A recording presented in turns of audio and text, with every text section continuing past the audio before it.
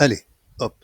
Avant d'aller plus loin dans les contrôles, j'aimerais vous montrer quelque chose, puisque le créateur Ribbonix, depuis la version 8, peut builder et rebuilder. Souvenez-vous, je vais réduire ça. Je vais réduire ça aussi. Hop. On avait intégré donc nos 3 boutons au départ dans le fichier test.xlsm. Il en avait fait une copie, donc texte copie avec la date et tout. Bon, moi j'ai enlevé, mais c'est pas grave. Et donc là, on a un fichier qui a été customisé. OK. Donc, là, ce que je vais faire, je vais le fermer. Et depuis tout à l'heure, enfin depuis les premières vidéos, je vais recharger le projet. Donc le projet lundi. Et là, vous voyez, je le répète, hein, vous avez à chaque fois, à chaque enregistrement, l'enregistrement de l'état. À tout moment, vous pouvez revenir sur un projet, hein, à tout moment. Et là, vous avez vu qu'on a avancé avec les box, les button groups, les split buttons. Hein. Voilà, je vais réduire pour qu'on voit. Voilà, split button, les groupes, les containers, les box et les button groups. Enfin, bref, il commence un petit peu à grandir ce XML. D'ailleurs, je voudrais encore une fois mettre l'accent, c'est important parce que c'est le but du créateur Ribbonix, sur le fait que j'ai répété souvent dans les vidéos, vous avez vu, c'est que des clics, que des clics, que des clics. Pourtant, derrière, il y a toute une mécanique qui vous permet de créer le XML qui va bien. Et là, vous voyez que les XML du Custom UI, c'est créé parfaitement bien. Et vous voyez que faire ça à la main, dans un éditeur tel que Ribbonix Editor ou Custom UI Editor et j'en passe et des meilleurs, euh, c'est quand même un peu plus compliqué que faire quelques clics. Mettre des icônes et mettre du texte sur des boutons ou sur des contrôles. Voilà. J'appuie vraiment là-dessus où le créateur Ribbonix se démarque. C'est vraiment ça. C'est que là, il n'y a aucune connaissance nécessaire en langage balisé XML, puisqu'il se charge de tout. Simplement, il vous demande, mettez des boutons, mettez ce que vous voulez, des box, des containers. Les vidéos, de toute façon, elles sont là pour ça, pour vous expliquer à quoi sert un petit peu tous ces éléments. Hein. Mais voilà, vous n'avez aucune connaissance requise en termes de langage XML. Voilà le point fort du Creator Ribbonix. Donc, on a vu que le test copie, lui, il a été personnalisé avec le départ du projet, hein, donc le groupe outil texte avec nos 3 boutons, avec notre petit séparateur. Et depuis, on a avancé dans le projet, etc., etc. Et maintenant, on voudrait le réintégrer dans le test copie pour comment dire, pour faire évoluer le fichier tout simplement. Alors là, ce qu'on va faire, on va revenir à intégrer dans un fichier et va vous redire pas d'inquiétude, bla bla bla bla bla. Ok, ça vous l'avez compris. Donc je le répète, pas d'inquiétude, l'application va travailler sur une copie du fichier. Le fichier résultant portera le nom du fichier original suffixé de copie ainsi qu'une date dans le dossier du projet que vous voulez intégrer, tout simplement. Ça veut dire que le fichier test copie là que l'on va sélectionner, qui est déjà customisé, il va y avoir une copie qui va se créer, encore une fois, et dans cette copie, on va rajouter ce qui manque par rapport au départ. Et là, on est donc dans le rebuild. On l'a buildé une première fois. Voilà. Donc, je vais prendre le test copie. Hop.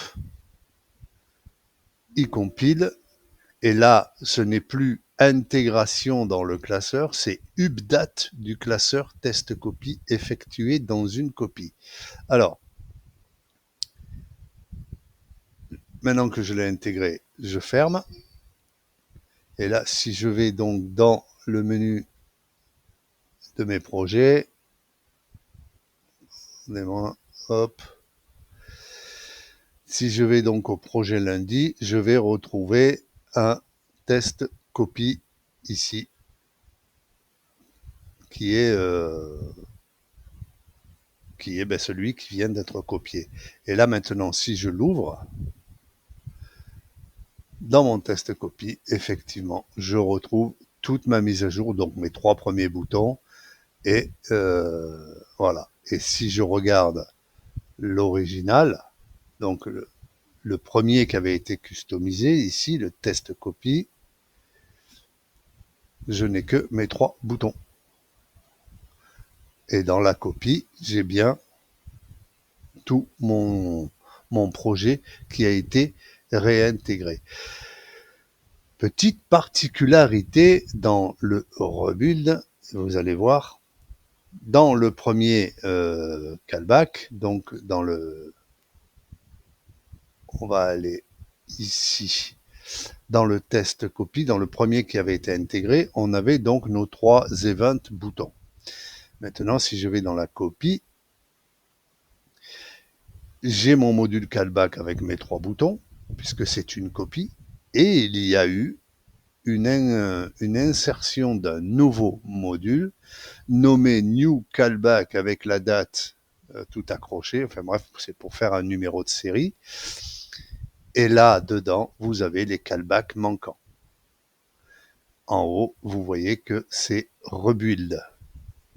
Voilà, quand on regarde callback généré, il y a d'abord la génération et après, il y a le rebuild. Et à chaque fois que vous allez rebuilder un fichier déjà customisé, il va y avoir un nouveau module new callback avec la date, l'heure et les secondes. Ça me permet de faire un numéro de série identifiable unique. À chaque fois, donc, un module va être rajouté avec les callbacks manquants. Rien ne vous empêche après de faire couper-coller et de tout mettre dans un seul module. C'est pas un problème.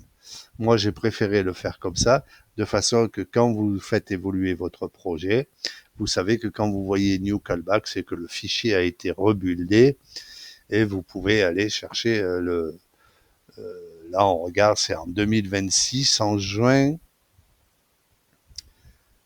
c'est le 16 à 8h, 7 minutes, 40 secondes. Voilà. Donc, c'est facile de repérer si on veut retrouver un callback qui a été ajouté, rebuildé à une tel jour ou telle date, ça sera facile de le retrouver. Voilà. C'est c'est une des particularités du créateur Ubonix, c'est qu'il est en capacité de builder et rebuilder à volonté. Voilà. Et à chaque fois, vous allez avoir rebuild update. Voilà. Et la date de l'update. Là, ici, on a la date de création. Donc, ça a été créé le 15/6/2006.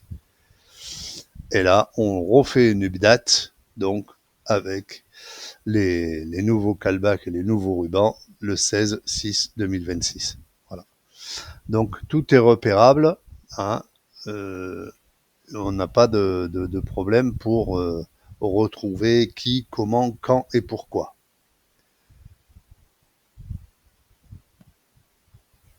Voilà, là on a l'original, enfin le premier qui a été créé.